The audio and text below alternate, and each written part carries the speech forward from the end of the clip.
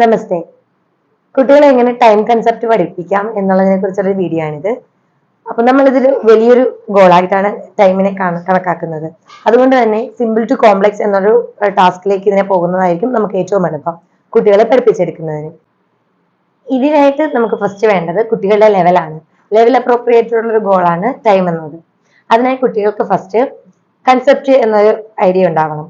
രാവിലെ, രാത്രി, bed time, morning time, സ്കൂളിൽ പോകുന്ന ടൈം, ലഞ്ച് ടൈം, നാളെ, ഇന്നലെ എന്നൊക്കെയുള്ള ഒരു കൺസെപ്റ്റ് ഉണ്ടെങ്കിൽ മാത്രമേ നമുക്ക് ഈ ഒരു ഗോളിലേക്ക് കുട്ടികളെ എത്തിക്കാൻ കഴിയുകയുള്ളൂ. പിന്നീട് വേണ്ടത് അക്കാഡമിക് സ്കില്ലാണ്. അതിനായിട്ട് അവർക്ക് വേണ്ടത് നമ്പേഴ്സ് ആണ്. 1 to അറ്റ്ലീസ്റ്റ് 60 വരെയെങ്കിലും കുട്ടികൾ അറിഞ്ഞിരിക്കണം. അതേപോലെ തന്നെ ക്ലോക്ക് എന്നത് അവർക്ക് ഐഡന്റിഫൈ ചെയ്യാൻ കഴിഞ്ഞിരിക്കണം. വലിയ സൂചി, വലുത്, ചെറുത് എന്നുള്ളൊരു കൺസെപ്റ്റും അവർക്കുണ്ടായിരിക്കണം. ഇതെല്ലാം അച്ചീവ് ആയിട്ട് ഉണ്ടെങ്കിൽ കുട്ടിയെ മാത്രമാണ് നമുക്ക് ടൈം കൺസെപ്റ്റിലേക്ക് കൊണ്ടുവരാൻ കഴിയുന്നത്. ഈ ടൈം കൺസെപ്റ്റിൽ നമ്മൾ ആദ്യമേ തന്നെ പറഞ്ഞു, സിമ്പിൾ ടു കോംപ്ലക്സ് എന്നൊരു ടാസ്കിലേക്കാണ് നമ്മൾ ഇതിനെ കൊണ്ടുവരുന്നതെന്ന്. അപ്പൊ നമ്മൾ ഇത് 1 മണി, 2 മണി, 3 മണി എന്നിങ്ങനെയുള്ള ഒരു കൺസെപ്റ്റ് ഇത് അച്ചീവ് ആകുന്നതിനായി നമ്മൾ ഒറിജിനൽ ക്ലോക്ക് കൊടുക്കുകയും അതേപോലെ തന്നെ ബുക്കിൽ ആക്ടിവിറ്റീസ് ആയി കൊടുക്കുകയും മറ്റൊരു സമയത്ത് ജേർണലൈസിംഗ് ആയിട്ട് കൊടുക്കുകയും ചെയ്യാവുന്നതാണ്.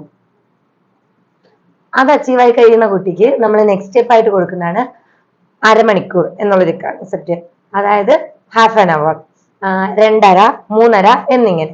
ഈ സമയത്ത് നമ്മൾ കുട്ടിയെ ഒറിജിനൽ ക്ലോക്ക് കാണിച്ചു കൊടുക്കുകയും ആ ക്ലോക്കിലെ ടൈം അഡ്ജസ്റ്റ് ചെയ്ത് കൊടുക്കുകയും വേണം. അതുപോലെ തന്നെ കുട്ടിക്ക് ഈ ക്ലോക്ക് കൊടുത്തതിന് ശേഷം അവനെ കൊണ്ട് അഡ്ജസ്റ്റ് ചെയ്യിപ്പിക്കുകയോ അവളെ കൊണ്ട് അഡ്ജസ്റ്റ് ചെയ്യിപ്പിക്കുകയോ ചെയ്യുക.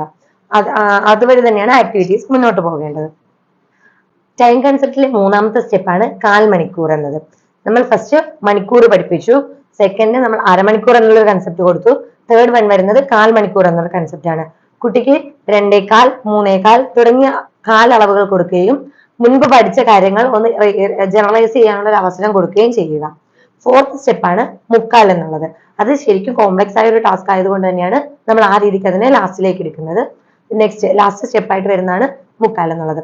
ഇതേപോലെയുള്ള കാര്യങ്ങൾ പഠിപ്പിച്ചതിന് ശേഷം നമുക്ക് കുട്ടിയെ ജനറലൈസ് ചെയ്യാവുന്നതാണ്.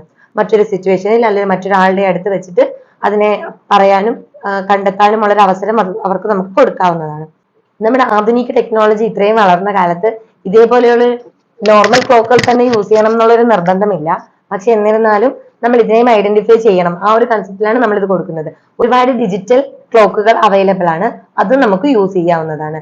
കുട്ടിക്ക് ഏതാണോ കൺവീനിയന്റ് ആയിട്ടുള്ളൊരു സാധനം ആ രീതിക്ക് നമുക്ക് കുട്ടിയെ പഠിപ്പിച്ചെടുക്കാവുന്നതാണ്. Thank you.